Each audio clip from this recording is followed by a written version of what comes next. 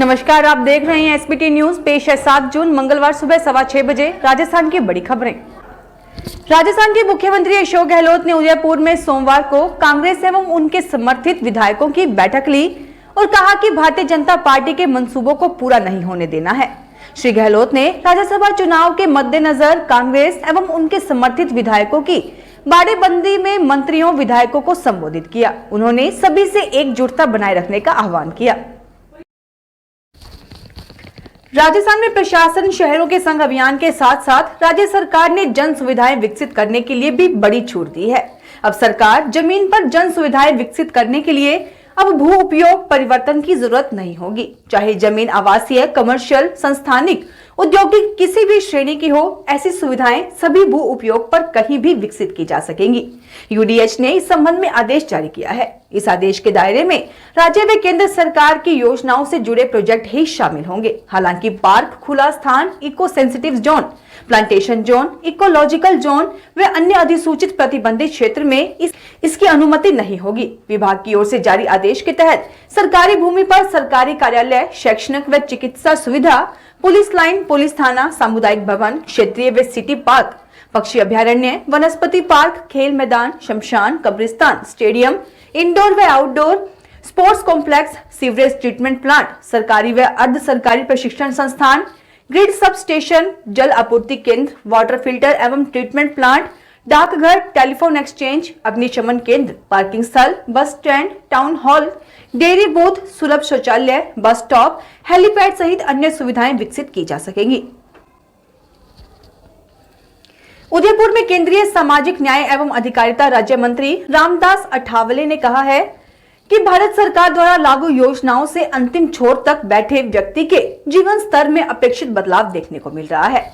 श्री अठावले उदयपुर जिला परिषद सभागार में केंद्र सरकार की योजनाओं की क्रियान्विति के संदर्भ में बैठक को संबोधित कर रहे थे। पैगंबर मोहम्मद पर भाजपा नेता नुपुर शर्मा और नवीन जिंदल के बयान पर खाड़ी देशों ने कड़ी आपत्ति की है। कतर, कुवैत और ईरान ने भारतीय राजदूतों को तलब कर विरोध जताया है। कतर, कुवैत ने भारत सरकार से इस बयान पर माफी की मांग की है। वहीं सऊदी अरब ने भी इस बयान पर ऐतराज जताया है। इसके अलावा सऊदी अरब, कुवैत, बहरीन और अन्य अरब देशों ने अपने सुपरस्टार्स में इंडियन प्रोडक्ट को बैन कर दिया है। 57 मुस्लिम देशों के इस्लामिक सहयोग संगठन ने भी निंदा की है। राजस्थान में खान विभाग द्वारा खनिज जिप्सम की परमिट प्रक्रिया का सरलीकरण किया जाएगा। खान विभाग के अतिरिक्त मुख्य सचिव डॉक्टर सुबोध अग्रवाल ने यह जानकारी आज सचिवालय में आयोजित बैठक के दौरान दी। उन्होंने जिप्सम के चतुर्थ चरण परमिट के लिए आवेदन प्राप्त करने की आवश्यक तैयारियां शीघ्र पूरा करने के निर्देश दिए। राजस्थान की राजधानी जयपुर में नगर निगम हेरिटेज क्षेत्र में इंदिरा गांधी शहरी रोजगार गारंटी योजना के अंतर्गत 13,08,95,000 रुपए की लागत के 172 कार्यों के प्रस्ताव तैयार किए हैं। निगम हेरिटेज के आयुक्त अवधेश मीणा ने बताया कि इन कार्यों पर 1,56,16,000 सामग्री पर एवं 11,51,88,000 रुपए श्रम पर खर्च किए जाने के प्रस्ताव तैयार किए हैं।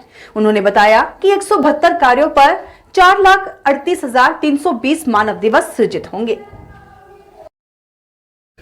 जयपुर इंटरनेशनल एयरपोर्ट पर यात्रियों को लेकर 2 अलग-अलग तस्वीरें सामने आ रही है। यात्रियों की दिलचस्पी इंटरनेशनल फ्लाइट्स में तो खूब देखी जा रही है, लेकिन डोमेस्टिक फ्लाइट्स में उनकी संख्या कम होने के कारण रोजाना इन फ्लाइट्स को रद्द करना पड़ रहा है। इंटरनेशनल फ्लाइट्स में यात्री भार बढ़ने का प्रमुख कारण कोरोना काल के बाद इन विदेशी जोन का खुलना माना जा रहा है। कोरोना की पाबंदियां खत्म होने और इसका खौफ कम हो जाने के कारण अब राजस्थान के बाशिंदे एक बार फिर से रोजगार के लिए खाड़ी देशों का रुख करने लगे हैं। प्रतापगढ़ जिला मुख्यालय पर आबकारी विभाग के द्वारा जिले के 9 अलग-अलग थानों में साल 2011 से लेकर अब तक 14 वाहन पड़े हुए थे। विभाग द्वारा करीब 1 सप्ताह पूर्व इनकी विज्ञप्ति निकाली गई थी। नीलामी द्वारा इन वाहनों को बेचा गया है। आबकारी निरीक्षक सूरज बम्बोरिया ने बताया कि आबकारी एक्ट के तहत अवैध शराब का परिवहन करते पकड़ी गई गाड़ियों में से सबसे अधिक वर्तमान में प्रतापगढ़ अरनोद थाने में 3, चौथी सादड़ी में 2, सालमगढ़ में 1, धामोतर में 1, पारसोला में 1, पिंपलखूट में 1 और हथुनिया थाने में 1 गाड़ी खड़ी है। जयपुर में नकली एशियन पेंट के गोदाम पर मुहाना थाना पुलिस ने सोमवार दोपहर दबिश दी। पुलिस ने दुकान मालिक को गिरफ्तार किया। पुलिस ने आरोपी के कब्जे से नकली एशियन पेंट की कुल 30 बाल्टियां मिली हैं। जयपुर डीसीपी साउथ मृदुल कछवाहा ने बताया कि मुकेश लुहार को गिरफ्तार किया गया है। दिल्ली के एशियन पेंट्स के अधिकृत प्रतिनिधि मनोज कुमार सिंह ने मुहाना थाने में शिकायत दी। मुहाना इलाके में नकली एशियन पेंट बेचा जा रहा है। कॉपीराइट के तहत डिग्गी रोड पर स्थित कुणाल पेंट्स पर चेक किया गया।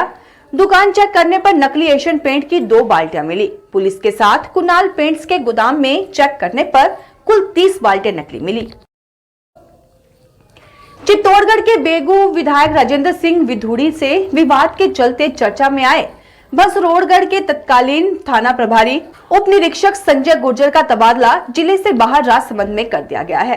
बेंगू विधायक राजेंद्र सिंह विधूड़ी और भैंसरोगढ़ थानाधिकारी संजय गुर्जर के बीच कथित बातचीत का ऑडियो 3 मार्च 2022 को सोशल मीडिया पर वायरल हुआ था। यह करीब 7 मिनट 26 सेकंड का था।